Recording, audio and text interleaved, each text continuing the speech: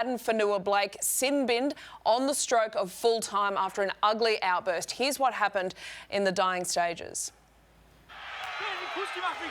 Mate, Jay, I'll talk to you. I'll talk to you. Can you send everyone else away? Go.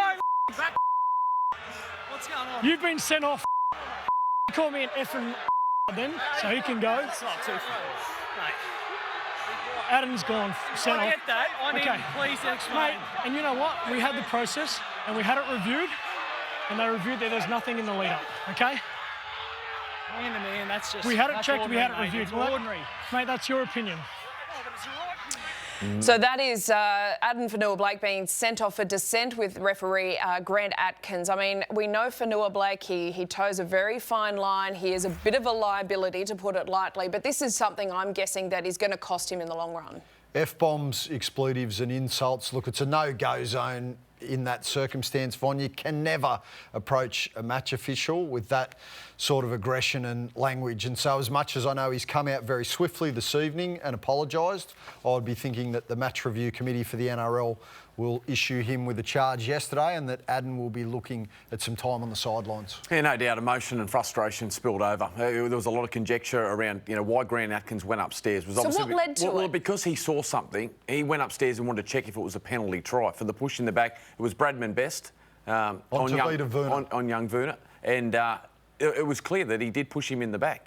And there should have been a penalty. Yes, it absolutely was no penalty try, but it should have been a penalty. I feel they got it wrong. And, the emotion that you talk about, he wears his heart on his sleeve, and it is an absolute no-no. But, look, I've certainly had my moments too with referees, so I'm not going to be the pot calling the kettle black. Not you, Michael. But in saying that, you can't do what he's done. The game's continued to evolve in that area, and we've seen, James Graham, I think a number of years ago, copped a few weeks suspension. We did run in with Jared Sutton, and no doubt, I know he's apologised. There's been a formal apology straight after the game from Fonua-Blake to Grant Atkins. Whether that carries any weight. Technology's changed the world that we live in these days, Mix. There's so many cameras in all avenues of the ground. There's so many microphones. Yeah. Anything that happens on the field will be immensely scrutinised. And in this instance, Addin's let his temper get the better of him. It's just a no-go zone.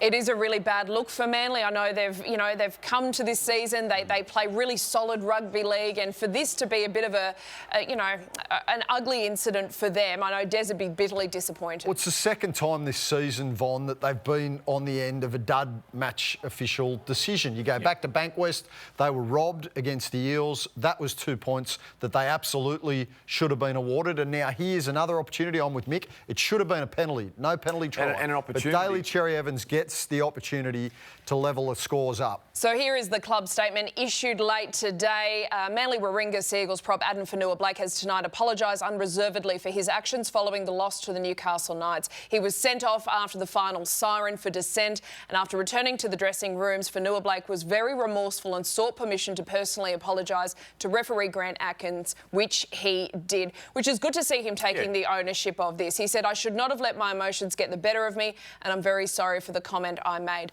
I'd also like to offer my sincere apology to anyone offended by the regrettable language that I used. I let myself and my club down. This is not who I am or what this club stands for." A very thoughtful apology there from Addin Fonua-Blake. Absolutely, Von, and I think he's handled that maturely. At times, as I said, frustration and emotion when you've competed so hard and a call like that goes against you, it is really difficult in that moment to be able to context who's watching the game, who's sitting at home in their lounge room, who's measured, how many children are watching the game. You don't think of that.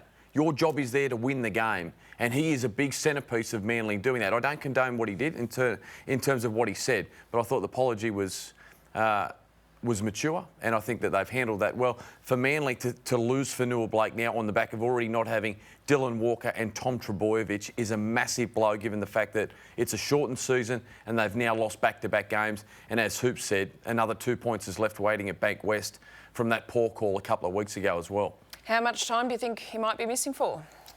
Oh, I don't know, Vaughan. I'm uncertain, but I'm sure, given the way that they've taken a really hardline stance about any sort of aggression or untoward, unnecessary pushes against referees, I just get the feeling as though he'll definitely be looking at some sort of time on the sidelines. Well, on a